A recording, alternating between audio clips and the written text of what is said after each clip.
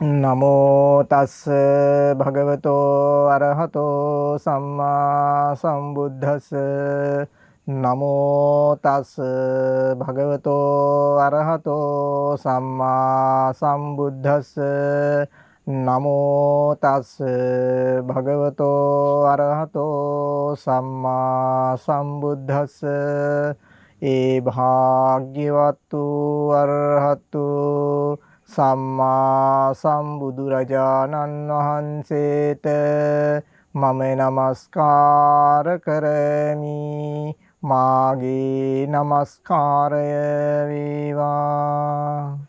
ඕගතරණ දහම් සංග්‍රහය ඔස්සේ ධර්ම ශ්‍රවණය කරන ශ්‍රද්ධා බුද්ධ සම්පන්න කාරුණික බෞද්ධ පින්වත්නි, මේ පින්වත් ඇත්තෝ අද දවසේ සූදානම් වෙන්නේ 10 වෙනි දේශනාව සමග ඕගතරණ දහම් සංග්‍රහය ඔස්සේ ඕගතරණ මාර්ගයේ නමින් සිද්ධ කරන ඒ ධර්ම දේශනා පෙළෙහි 10 වෙනි ධර්ම දේශනාව සමග සහ සම්බන්ධ වෙන්නටයි. ඉතින් පින්වත්නි, මේ වෙනකොට අපි මේ පින්වත් ඇත්තන්ට වැඩසටහන් 9ක් ඔස්සේ බොහෝ දහම් කරුණු කාරණා එදිනෙදා ජීවිතයේදී පුරුදු කරන පුහුණු කරන ආකාරය පිළිබඳව දේශනා කරලායි තියෙන්නේ. ඉතින් අපි මේ දේශනා මාලාව ආරම්භ කරා දේශනා මාලාව අඳුන්වලා දීලා ඊට පස්සේ අපි මේ දේශනා මාලාවේ පෙළ ගැස්ම පිළිබඳව මේ පින්වත් ඇත්තන්ට සඳහන් කරන්නට යෙදුණා. අපි මේ දේශනා මාලාව පෙළ ගස්සලා තියෙන්නේ මේ ජීවිතය තුළ, මේ බුද්ධ ශාසනය තුළ මේ චතුරාර්ය සත්‍ය ධර්මය දැකීම සඳහා මේ ධර්මයේ තුල පිළිවෙලට අපි කොහොමද හික්මෙන්ට ඕනි කියන කරුණු කාරණා පදනම් කරගෙන, එතකොට අපේ ඉලක්කය තමයි මේ චතුරාර්ය සත්‍ය ධර්මයේ දැකීම. ඉතින් අපි එතනදී සඳහන් කළා චතුරාර්ය සත්‍ය ධර්මයේ දකින්න නම් ආර්ය අෂ්ටාංගික මාර්ගයට පැමිණිය යුතුයි කියන කාරණාව. ඉතින් මේ ආර්ය අෂ්ටාංගික මාර්ගය කරා ක්‍රමානුකූලව අපි ඒ ආර්ය අෂ්ටාංගික මාර්ගයට පැමිණෙන තැන දක්වා ක්‍රමානුකූලව මේ ධර්මයේ අපේ ජීවිතේ පුරුදු කරන්නේ කොහොමද, පුහුණු කරන්නේ කොහොමද කියන කාරණාව තමයි මේ පින්වත් ඇත්තන්ට අපේ ශක්ති ප්‍රමාණයෙන් මේ ඉදිරිපත් කරන්නේ. එතකොට මේ වෙනකොට මේ පින්වත් ඇත්තන්ට පෙර පින ප්‍රත්‍ය කරගෙන කල්යාණ මිත්‍රයෝ මුණ ගැහෙනවා කියලා අපි සඳහන් කරා. එහෙම පෙර පින ප්‍රත්‍ය කරගෙන කල්යාණ මිත්‍රයෝ මුණ ගැහුණට පස්සේ ඒ කල්යාණ මිත්‍රයන්ගෙන් සද්ධර්ම ශ්‍රවණය කරන්ට ලැබෙනවයි කියලා අපි සඳහන් කළා. ඒ සද්ධර්ම ශ්‍රවණය ප්‍රත්‍ය කරගෙන මේ පින්වත් ඇත්තන්ට අපි සඳහන් කරා කුසලයේ අකුසලයේ අඳුනා ගන්නට පුළුවන් කියලා. කුසලයේ අකුසලයේ අඳුනා ගැනීම ප්‍රත්‍ය කරගෙන කුසල මූලයන් අකුසල මූලයන් අඳුනා ගන්නට පුළුවන් කියලා අපි සඳහන් කළා. කුසල මූලයන් අකුසල මූලයන් හඳුනා ගැනීම ප්‍රත්‍ය කරගෙන කුසල නිමිති අකුසල නිමිති අඳුනා ගැනීම කියන කාරණාව සිද්ධ වෙනවා කියන කාරණාව අපි මේ පින්වත් ඇත්තන්ට සිද්ධ කරලා ගිය වැඩසටහන අපි අවසන් කරන්නට යෙදුනේ කුසල මූලයන් අකුසල මූලයන් අඳුනා ගැනීමට අදාළව සිදු කරපු දෙවෙනි දේශනාව තුළ ඒ කුසල මූලයන් පදනම් කරගෙන අකුසල මූලයන් පදනම් කරගෙන සිද්ධ වෙන කාය කර්ම, වචී කර්ම, මනෝ කර්ම අඳුනා ගැනීම කියන කාරණාව. එතකොට අකුසල සහගත කාය කර්ම, වචී කර්ම, මනෝ කර්ම, කුසල සහගත කාය කර්ම, වචී කර්ම, මනෝ කර්ම කියන මෙන්න මේ කාය කර්ම, වචී කර්ම, මනෝ කර්මයන් අඳුනා ගන්න තැන තෙක් අපි මේ පින්වත් ඇත්තන්ට පිළිවෙලට ධර්ම දේශනාව සිද්ධ කරලා අද සෝදානම් වෙන්නේ කුසල නිමිති අකුසල නිමිති අඳුනා ගැනීම කියන මාතෘකාවට අදාළව කරන දේශනාව ආරම්භ කරන්නටයි. ඉතින් පින්වත්නි, මේ දේශනාව මේ කුසල නිමිති අකුසල නිමිති අඳුනා ගැනීම කියන තැන අපිට පෙර දේශනා වගේ ඊ타ත්ම වේගයෙන් ඉදිරියට යන්න පුළුවන් තැනක් නෙමෙයි. මෙතනදී අපි මේ පින්වත් ඇත්තන්ට ඉන්ද්‍රිය සංවරය පිළිබඳව දේශනා කරන්නට බලාපොරොත්තු වෙනවා. ඒ වගේ මානුස්සති භාවනා 10න් 9ක් හෝ අය ආසන්න ප්‍රමාණයක් අපි මේ පින්වත් ඇත්තන්ට මෙතන පුරුදු පුහුණු කරන්න හැටි කියලා දෙන්න බලාපොරොත්තු වෙනවා. ඉතින් ওই ආකාරයේ මේ මාතෘකාව ටිකක් විස්තර වශයෙන් ඉදිරියට දේශනා 10ක් 12ක් වගේ මේ මාතෘකාව විස්තර කරන දන අපිට සිද්ධ කරන්නට බලාපොරොත්තු වෙනවා. ඉතින් ඒ නිසා මෙතන අපි ඊ타ත්ම වටිනාකමක් වැදගත්කමක් දීලා මේ ධර්ම ශ්‍රවණය සිද්ධ කරන ගමන් මේ ධර්මයේ ක්‍රමානුකූලව පුරුදු කරන්න පුහුණු කරන්න මේ පින්වත් ඇත්තෝ කටයුතු කරන්න ඕනි, කල්පනා කරන්න ඕනි කියන කාරණාව මෙතනදී සිහිපත් කරනවා. දැන් මේ පින්වත් ඇත්තන්ට මේ ආපු ගමන තුල මේ ධර්ම ශ්‍රවණය තුල අපි මුලින්දම්ම කිව්වනේ තමන් පෙර පින් තියෙනවා කියලා අඳුනා ගන්න කිව්වා. එතන ඒ පිළිබඳව මෙනෙහි කරන්න කිව්වා. ඒ වගේම පෙර පින් තියෙනවා කියලා අඳුනා ගන්නට අවශ්‍ය කාරණා සිහිපත් කළා. ඒවා ලැබිලාද? ඔව් ලැබිලා. ඒ පිළිබඳව හිතන්න කල්පනා කරන්න මෙනෙහි කරන්න කිව්වා. ඒ වගේම ධර්ම ශ්‍රවණය කරන්න ඕනි. මේ ධර්මයේ මනාකොට මුලැමැද අග දේශනා කරලා තියෙනවා. මනාකොට මුලැමැද අග මේ පින්වත් ඇත්තෝ ඒ ධර්මයේ ශ්‍රවණය කරන්න ඕනි. වගේම ඒ ශ්‍රවණය කරන ධර්මයේ මුලැමැද අග විදිහට පුරුදු පුහුණු කරන්න ඕනි කියලා අපි සඳහන් කළා. ඉන් අනතුරුව අපි මේ පින්වත් ඇත්තන්ට සඳහන් කරන්නට යෙදුණා කල්යාණ මිත්‍රයා කියන්නේ කවුද? කල්යාණ මිත්‍රයා අඳුනගන්නේ කොහොමද? කල්යාණ මිත්‍රයෙක් අඳුනාගත යුත්තේ ඇයි කියන කාරණාව. එතකොට ඒ කියන කරුණු කාරණාත් හඳුනාගෙන ඒ කියන කල්යාණ මිත්‍රයෝ හොයා ගැනීම තුළ අපි සඳහන් කළා ඊටමත් ඉක්මනින් කෙටි කාලයක් තුළ ආර්ය ශ්‍රාංගික මාර්ගය කරා යන ගමන සිද්ධ වෙනවා කියලා. ඒ වගේ මේ කල්යාණ මිත්‍රයා අඳුනාගෙන කල්යාණ මිත්‍රයාගෙන් ධර්ම ශ්‍රවණය කිරීම තුළ මේ පින්වත් ඇත්තන්ට අපි සඳහන් කරන්නට යෙදුණා කුසලයේ අකුසලයේ අඳුනා ගන්නට පුළුවන් වෙනවා කියලා.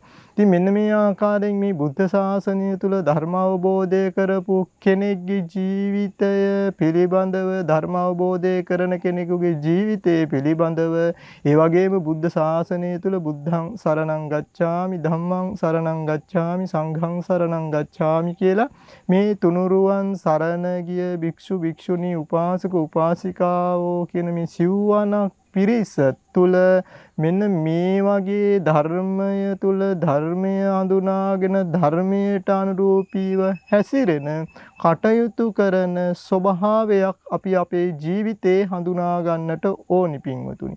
ආන්න එතකොට අපිට මේ බුද්ධ ශාසනය තුල මේ බුද්ධ ශාසනයෙන් ලැබෙන්න ඕනි ලබා ගන්න ඕනි දේ අපි ලබා ගත්තා වෙනවා. ඒ නිවන, සැනසීම, විමුක්තිය, සැපය මේ සියල්ල අපිට මේ බුද්ධ ශාසනය තුල ලැබෙන්නේ පිළිවෙලට මේ ධර්මයේ අහලා නුවණින් විමසලා ඊට අනුරූපීව අපි හිතන්න කල්පනා කරන්න කටයුතු කරන්න ක්‍රියාත්මක වෙන්න පටන් ගත්තට පස්සේ ඉතින් ඒ නිසා මේ හිතීම කල්පනා කිරීම කරනකොට ඔබට ඔබේ ජීවිතේ විශාල පහසුවක් ලෙහෙසියක් වගේම තමන් පිළිබඳව මනා අවබෝධයක් ඇති වෙනවා වගේම තමන්ගේ ඊටා විශාල වෙනස්කම් රාශියක් ඒ වගේම අඩුපාඩුකම් රාශියක් නිවැරදි වුණු බව නිවැරදි වෙන බව තමන්ට අඳුනා ගන්නට දකින්න පුළුවන්කම ලැබෙනවා.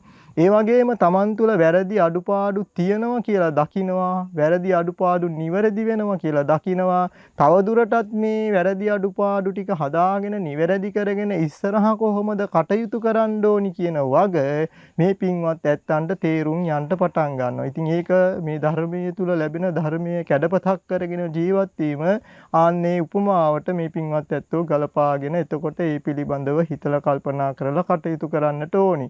ඉතින් ඒ නිසා පින්වතුනි ඒ වගේම මේ ධර්මය අහනකොට ඔබට මේ ධර්මයේ මේ ධම් ස්වභාවයන් අඳුනා ගන්නට පුළුවන් හැකියාව කුසලතාවය ඔබ තුල තියෙනවා කියන කාරණාවත් ඔබට වැටහෙනවා. ඒ බලන්න මම අපි අර මුලදී කිව්වේ ඔබට නිවන් දැකීමේ හැකියාව නිවන් දැකීමේ කුසලතාවය පෙර පින ප්‍රත්‍ය කරගෙන ඔබ රැස් කරලා හදාගෙන තියෙන්නේ. නමුත් ඒ කුසලතාවය ඔබ මේ විදිහට ධර්මයේ අහලා මේ ධම් ස්වභාවයන් එකිනෙක අඳුනා ගැනීම තුල මතු කරගෙන දියුණු කරගන්නට ඕනි. නැත්තම් අපි දන්නේ නැහැ අපිට චිත්‍ර අඳින්න පුළුවන් වෙන්න පුළුවන්. තාම අපි චිත්‍ර අඳින කෙනෙක් නෙමෙයි. ඒක ඉගෙන ගත්ත කෙනෙක් නෙමෙයි. අපි දන්නේ නැහැ හැම හැකියාවක් තියෙනවා කියලා. අපි ඒක දේ කරන්න පටන් ගත්තට පස්සේ ආන්නේ හැකියාව ඒ වගේ තමයි මේ ධර්ම ශ්‍රවණය කරලා මේ ධර්මයේ Taman තුලින් දකින්න උත්සාහවන්ත වෙනකොට ආන්න ඔබ තුල ඒ ධර්මයේ දකින්නට අවශ්‍ය කරන ඉන්ද්‍රිය ධර්මයන් කොයි මට්ටමට වැඩිලා තියෙනවද? ඒ කුසලතාවයන් තව කොච්චර දුරට දියුණු කරගන්න පුළුවන්ද හැකිද කියන කාරණාව වගේම මේ ජීවිතයේ තුල නිවන් දකින්න පුළුවන් කියන කාරණාව Taman තුල ප්‍රත්‍යක්ෂ වෙන්නට පටන් ගන්නවා. ඒ වගේම ඒ නිවන් දකින්න තැනට ආර්ය අෂ්ටාංගික මාර්ගයට පැමිණෙන්න තව කොච්චර දුරයිද ඒ මගට පැමිණෙන්න තියෙන බාධා කරදර මොනවද කියලා Taman තුලින් දකිනවා. ඒ වගේම මේ පැමිණෙන ඒ මගට යන්නට නොහැකි වෙන කරදර බාධා ඉවත් කරගන්න ආකාරය පිළිබඳව Tamanට වැටහෙනවා. ඒකට අවශ්‍ය කාලය Tamanට වැටහෙනවා. ඒ කාලේ ඉක්මන් කරගන්න මේ ධර්මයේ මේ ආකාරයෙන් තව තවත් පුරුදු පුහුණු කරන එකමයි තියෙන්නේ කියන සිහිය නුවණ Taman තුල ඇති වෙනවා පින්වතුනි. ඉතින් ආන්න එහෙම ස්වභාවයක් බෞද්ධ වෙච්ච ඔබට ඔබ තුල දැන් ධර්මයත් එක්ක සකස් වෙලා තියෙන්න ඕනි පින්වතුනි. ඉතින් ඒ නිසා එහෙම අදිෂ්ඨානයක්, එහෙම වීරයක්, එහෙම විමර්ශාවක් ඔබේ තුල සකස් වෙලා තියෙන්නට ඕනි. ඒ වගේම ඔබට ඔබ තුල සිහියක් නුවණක් තියෙන්න ඕනි. මම වෙනස් විය යුතුයි. මගේ මේ අඩුපාඩු වැරදි ධර්මයේ තුල පෙන්වලා දෙනකොට ඔව් ඒවා තියෙනවා. ඒවා අඳුන ගන්න ඕනි. අඳුනගෙන වෙනස් වෙන්න ඕනි කියන සිහිය නුවණ ඔබ තුල මේ වෙනකොට තියෙන්නට ඕනි. එතකොට බලන්න අපි ඒ කල්යාණ මිත්‍ර සේවනයේ මත කුසලයේ අකුසලයේ අඳුනා ගන්නකොටම පින්වත් මම මේ පින්වත් ඇත්තන්ට කුසලයේ අඳුන ගන්න හැටි අකුසලයේ අඳුන ගන්න හැටි කියලා දුන්නා. අකුසලය ඔබ තුල අඳුන ගන්නකොටම මේ අකුසලය දුරු කළ යුතුයි, මේ අකුසලය බැහැර කළ යුතුයි කියන සිහිය නුවණ අවශ්‍යතාවයේ කැමැත්ත අදිෂ්ඨානය ඔබට ඔබ තුල ඇති වෙනවා. ඒ වගේම කුසලය අඳුන ගන්න තැනම ඔබට ඔබ තුල ඇති වෙනවා මේ චිත්තසංතානය තුල නැවත නැවත කුසලය පවත්වාගෙන යා යුතුයි කියන කැමැත්ත අදිෂ්ඨාන වීර්ය විමර්ශාව.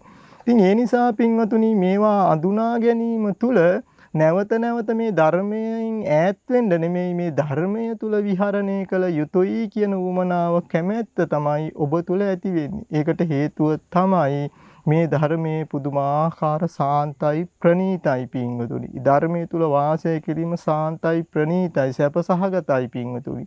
ඉතින් ඒ නිසා අපි ඒක අඳුනාගන්නේ නැති කාලයක් මේ ධර්මය අහලා විමසලා ඊට අනුරූපීව හිතන්න කල්පනා කරන්න හැසිරෙන්න විහරණය කරන්නට බලාපොරොත්තු වෙන්නේ නැහැ. නුවණක් උපදින්නේ නැහැ. ඉතින් ඒ නිසා දැන් ඔබට අපි කුසලයේ හඳුනා ගන්න හැටි අකුසලයේ හඳුනා ගන්න හැටි දේශනාවේදී සඳහන් කරන්නට යෙදුන 7 වෙනි දේශනාවේදී.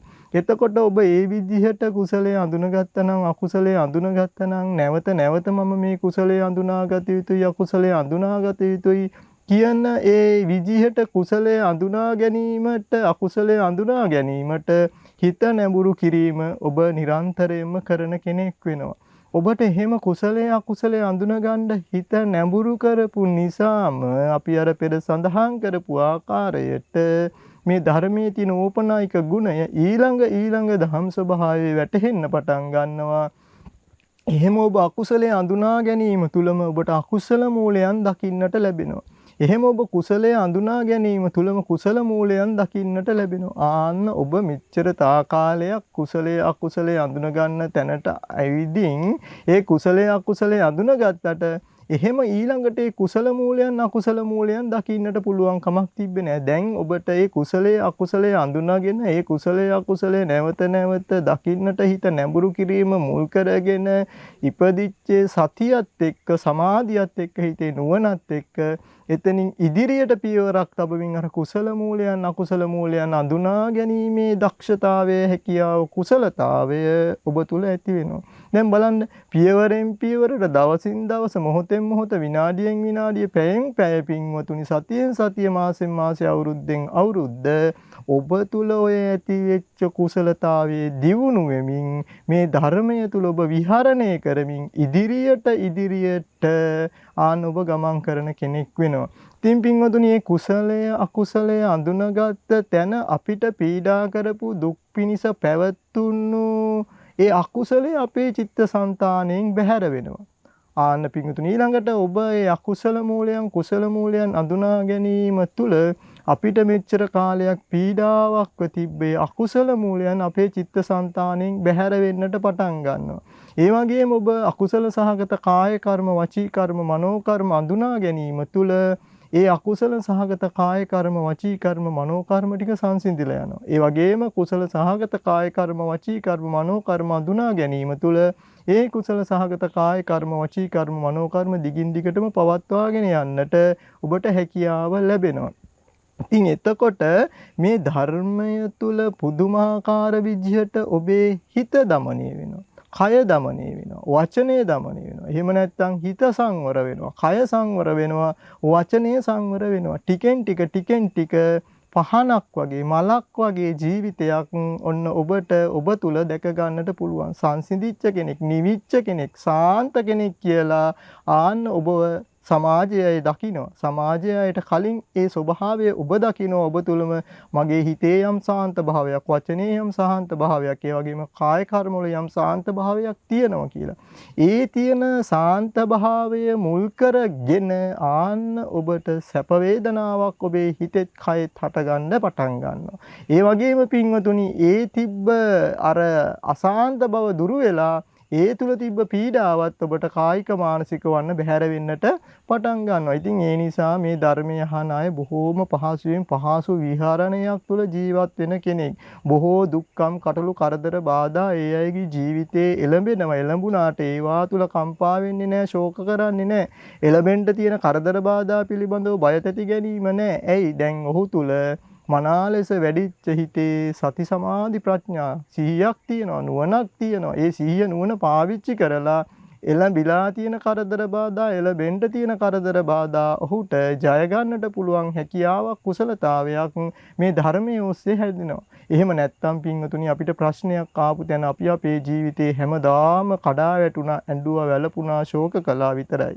ඒවා ජය ගන්නට අවශ්‍ය කරන සිහිය නුවණ වීරිය අපි තුල ඇති උනේ නෑ. උපාය මාර්ග තෝරන්න අපිට තේරුනේ නෑ. ඒ වගේම අපි මෙහෙම කුසල් අකුසල් අඳුනාගන්නේ නැතුව කටයුතු කිරීම තුල එන්නම අපේ ජීවිතේ ප්‍රශ්න වැඩි වෙනවා මිසක් ප්‍රශ්න අඩු වෙන්නේ නෑ. මෙහෙම ධර්මයේ අහලා ධර්මයේ පුරුදු කරන්නේ නැතිකම නිසාම දවසින් දවස ප්‍රශ්න විසඳ ගන්න කෙනෙක් නෙමෙයි, ප්‍රශ්න එකතු කරගන්න කෙනෙක් වෙනවා. ඉතින් ඒ නිසා පින්වතුනි ඔබට මේ වෙනකොටම මේ ධර්මයේ මේ විදිහට පුරුදු කරනවා නම් අකුසලයේ ඔබ අඳුනගත්තා නම්, අකුසල මූලයන් අඳුනගත්තා නම්, අකුසල සහගත කාය කර්ම, වචී කර්ම, මනෝ කර්ම අඳුනගත්තා නම් ඒ අඳුනා ගැනීම තුලම ඒව පවත්වාගෙන යෑමට නෙමෙයි, ඒවා දුරු කිරීමට අවශ්‍ය කරන සිහිය නුවණ Taman තුල දැන් මේ වෙනකොට ඇති වෙලා තියෙනවා. ඒ වගේම ඔබ කුසලයේ අඳුනගත්තා නම්, කුසල මූලයන් අඳුනගත්තා නම්, කුසල සහගත කාය කර්ම, වචී කර්ම, මනෝ කර්ම අඳුනගත්තා නම් ඒවා පවත්වාගෙන යෑමේ හැකියාව, සිහිය නුවණ ඔබට ඇති වෙලා තියෙනවා.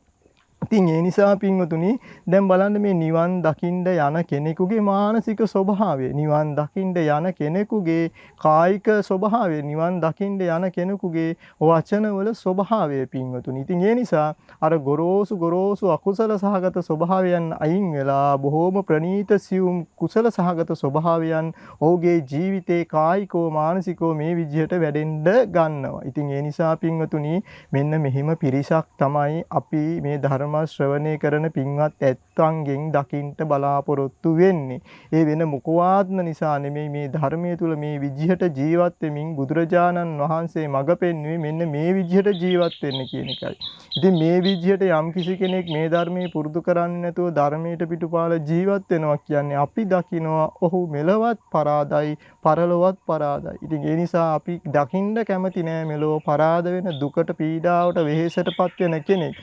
අපි දකින්න කැමති මෙලොව සතුටින් ඉන්න, පීඩාවටපත් නොවන දිනපු කෙනෙක්, ජයග්‍රහණය කරපු කෙනෙක්, පරලොව දිනන කෙනෙක්, පරලොව ජයග්‍රහණ කරන කෙනෙක් පින්වතුනි. ඉතින් ඒ නිසා මේ ධර්මයේ සැබෑවටම අපිට මෙලොව දිනන්න, පරලොව දිනන්න තමයි බුදුරජාණන් වහන්සේ දේශනා කළේ. ඉතින් ඒ ධර්මයේ මේ විදිහට පුරුදු කරනකොට, පුහුණු කරනකොට අපිට ඔබ දවසින් දවස දිනනවා මිසක් පරාද වෙනවා දකින්න හම්බ වෙන්නේ නැහැ. අපි දකිනවා ඒකාන්ත වශයෙන්ම ඔබ පරලොවත් දිනනවා කියලා. ඉතින් මේ විශ්වාසය අපි තුල මේ ධර්මය පුරුදු කරනකොට, පුහුණු කරනකොට Taman තුලින් ඒකයි මම කිව්වේ පෙර දකින්නට පුළුවන් කියලා. එතකොට එහෙනම් පින්වතුනි අද මාතෘකාව මේ කුසල නිමිති, අකුසල නිමිති අඳුනා ගැනීම.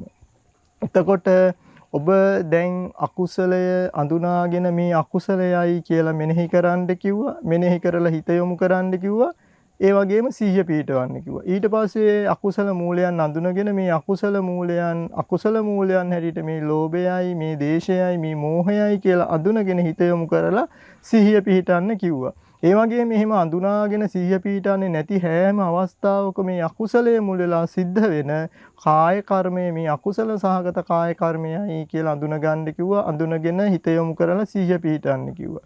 ඒ වගේම අකුසල සහගත වචී කර්මය, අකුසල සහගත වචී කර්මයයි කියලා අඳුනගෙන සිහිය පිහිටන්න කිව්වා.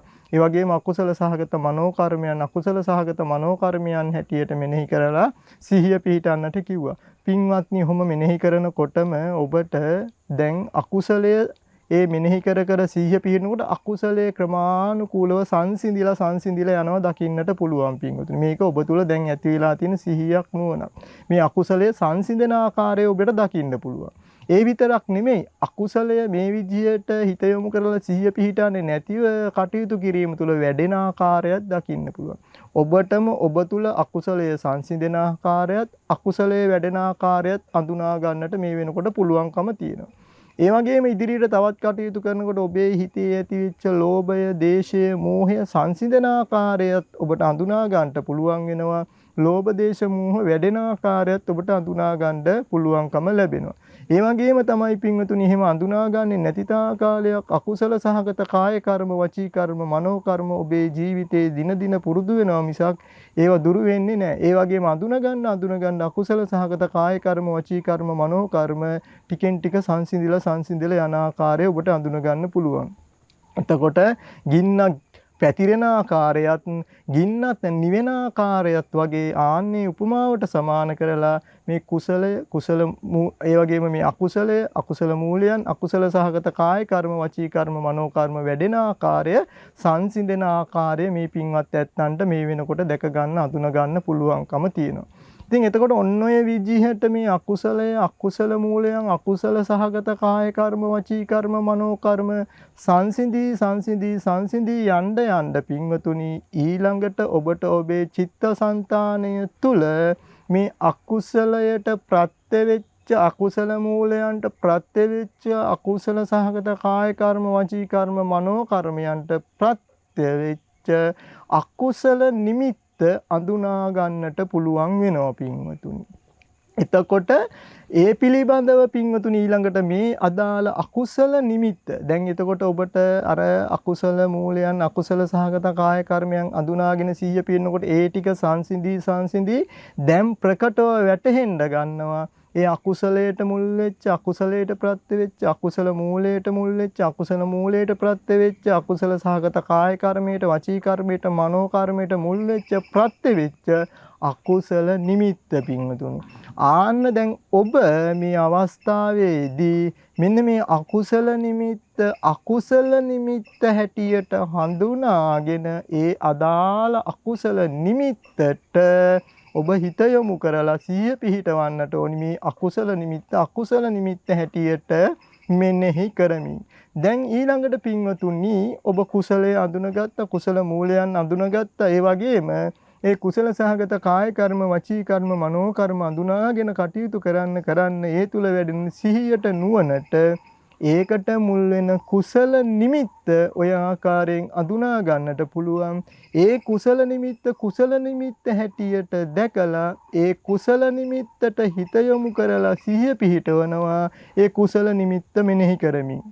එතකොට ඔබ ඔන්න ඔය ආකාරයෙන් ඒ අදාළ අකුසල නිමිත්ත හැටියටත් කුසල නිමිත්ත හැටියටත් දකිනවා. දැන් එතකොට පින්වත්නි මේ වෙනකන් අපි අපේ ජීවිතේ චිත්තසංතානිය තුල ඔබට තේරෙනවා රැස් කරගෙන තියෙන්නේ අස්කරන්න ඕනි දේවල්. දැන් ඔබම S2 පියාගෙන ඔබේ හිත දිහා බැලුවොත් මොනවද මේ මගේ හිතේ තියෙන නිමිති අනුනිමිති කියලා. මේවා කොහොම පින්වතුනි හිතේ තියෙන නිමිති අනුනිමිති බහුතරයක් අයගේ ගත්තහම අකුසල සහගතයි. ඒවා සුභ නිමිති. ඒ සුභ නිමිතිත් එක්ක ලෝභයයි වැඩෙන්නේ. ඒ වගේම තියෙන්නේ ගොඩාක් පටිඝ සංඥාවල්. ඒ පටිඝ සංඥාවල්ත් එක්ක ද්වේෂයයි වැඩෙන්නේ. ඉතින් මෙන්න මේ විදිහට අපි දකිනවා දැන් බලන්න අපේ ජීවිතවල අපිට මේ කියන අකුසල නිමිත්ත හිතින් බැහැර කරගන්න පුළුවන් නම් අකුසල නිමිත්ත අඳුනා ගන්න පුළුවන් නම් එතනින් ඉස්සරහට මේ අකුසලයේ තරහ වැඩෙන්න අකුසල සහගත කාය කර්මයට පවතින විදිහක් නැහැ පින්වතුනි. ඉතින් ඒ නිසා අපේ හිත පුරෝගෙන තියෙන්නේ මෙන්න මෙහෙම අකුසල සහගත නිමිති වලින්. අර ධර්මයේ තුල සඳහන් කරන්නේ පින්වතුනි මරණාසන්න අවස්ථාවේ චුතිසිතට කර්මය, කර්ම නිමිත්ත, ගති නිමිත්ත කියලා තුනක් අපිට අරමුණු වෙනවා. තුනෙන් එකක් අරමුණු වෙනවා කියලා. දැන් ඔන්න ඔය අවස්ථාවේදී අපිට මේ කර්ම නිමිති කියන්නේ ওই හිතේ ඇති කරගෙන එකතු කරගෙන රැස් කරගෙන තියෙන සංඥාවල්නේ. දැන් බලන්න පින්වත්නි අපි උදේ ඉඳන් රැය වෙනකන් ගත කරන ජීවිතය තුල යම් මොහොතක මැරුණොත් අපේ හිතේ අපිට කී වතාවක් දවසට බුදුරජාණන් වහන්සේ ගැන සිහි වෙනවද? අම්මා තාත්තා ගැන කරුණාවෙන් මෛත්‍රියෙන් සිහි වෙනවද? අපිට පින්වතුනි අපේ ගෙදරම ඉන්නේ අම්මා තාත්තා වෙන්න පුළුවන්, සහෝදරයෝ වෙන්න පුළුවන්, මේ අයත් එක්කත් අපි ගැටිලා අමනාපකම් තරහ තියෙන්නේ. එතකොට ඒ සංඥාවලුත් ඔක්කොම අකුසල සහගතයි, පටිඝ සහගතයි පින්වතුනි. මෙන්න මෙහෙම රටේ ගත්තත්, ලෝකයේ ගත්තත් නොයෙකුත් ශ්‍රේෂ්ඨයන්හි පුද්ගලයන් පිළිබඳව හිතුවත් කල්පනා කළත් ආන්න බලන්න අපිට තරහ තමයි උපදින්නේ. ඒ හැම තැනකදී මේ එකතු කරගෙන තියෙන පටිඝ සංඥාවල් ටිකක්, අපේ හිතේ ගැටෙන සංඥාවල් ටිකක්, ගැටීම මුල් කරගත්ත සංඥාවල් ටිකක්. ඉතින් ඒ සංඥාවල් වලටම නැවත නැවත ඒ ගැටීම මුල් කරලා හිත යොමු කරනකොට ඒ පටිඝ සංඥාවම බලගතු වෙලා අපේ හිතේ වැඩෙන්න ගන්නවා. දැන් මේ වඩන්න ඕන එකක්ද පටිඝ සංඥාව කියන්නේ? ව්‍යාපාදේ කියන්නේ වඩන්න ඕන එකක්ද? හැබැයි අපි දන්නේ නැතුව අපි අපේ හිතේ වඩලා තියෙන්නේ මේ පටිඝ සංඥාව. වඩලා තියෙන්නේ ද්වේෂය. ඉතින් ඒ නිසා පින්වතුනි අපි මෙන්න මේ දේවල් හිතේ තියාගෙන ඉන්න හොඳ නැහැ. මොනවද තියාගෙන ඉන්නවද? මේ පටිඝ සංඥාවල් ටික, මේ සංඥාවල් ටික. ඉතින් ඒ අස්කරන්න ඕනි ටිකක් තමයි එතකොට මේ රැස් කරගෙන තියෙන්නේ. අස්කරන්න ඕන ටිකක් රැස් කරගෙන තියෙනවා. ඒ වගේ මේ රැස් කරගෙන තියෙන ටික අකුසල්. අකුසල් තමයි රැස් කරගෙන තියෙන්නේ. භාග්‍යවත් බුදුරජාණන් වහන්සේ ධර්මයේ තුල සඳහන් කරන්නේ නෑනේ අකුසල් රැස් කරන්න කියලා. දැන් අපි ඕනි තරම් මේ අකුසල් රැස් වෙනවා, අකුසල් රැස් කරනවා කියලා ආදී අහලා තියෙනවා. දැන් ඔබටම ඔබේ හිත පැත්ත බලලා තේරුම් ගන්න පුළුවන් මගේ හිතේ තියෙන අකුසල්ද? මගේ හිතේ රැස් වෙලා තියෙන අකුසල්ද? තමන්ගේ හිතේ තියෙන අකුසල මූලයන්ද? ආන්න එහෙම දකිනකොට එහෙම අකුසල මූලයන් තියෙනවා නම් ඒ අකුසල මූලයන් දුරු කරගන්නට අදාළ සිහිය නුවණ මෙනෙහි කිරීම ධර්මයේ තුල මේ විදිහට සිද්ධ කරන්නට ඕනි පින්වතුනි.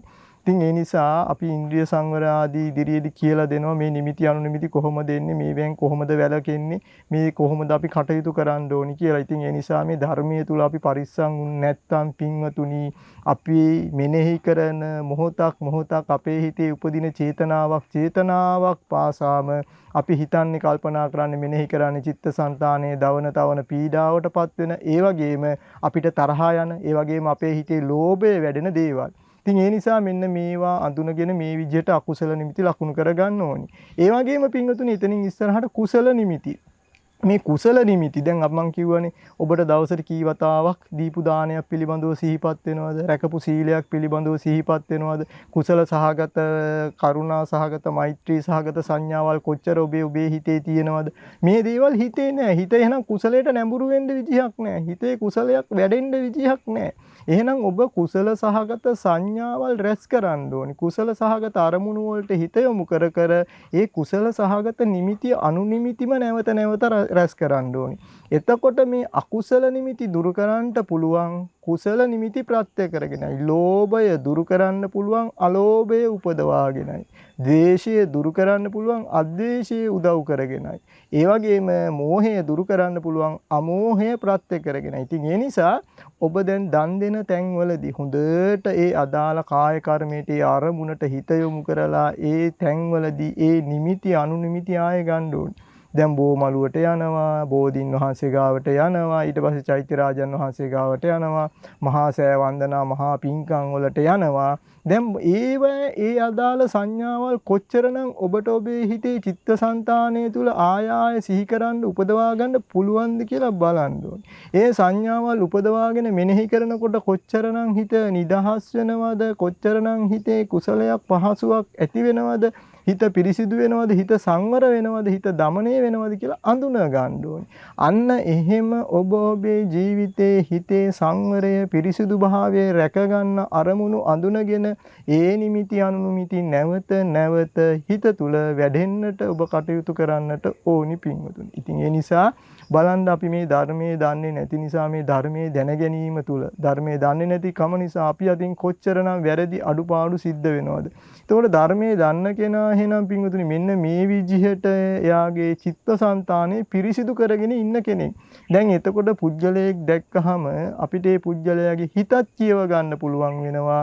පුජ්‍යලයක් දැක්කහම මේ පුජ්‍යලයා කුසල සහගතද අකුසල සහගතද ඒ පුජ්‍යලයා හිතන්නේ කල්පනා කරන්නේ මොනවද කියලාත් දකින්න පුළුවන් වෙනවා. ඒ පුජ්‍යලයා කටයුතු කරන ආකාරය තුලින්. ඒ වගේම තමන්ගේ හිත කොච්චර පිරිසිදුද සංවරද කියන එක තමන්ට අඳුන ගන්න පුළුවන් වෙනවා. දමනය වෙලාද කියන එක අඳුන ගන්න පුළුවන් වෙනවා.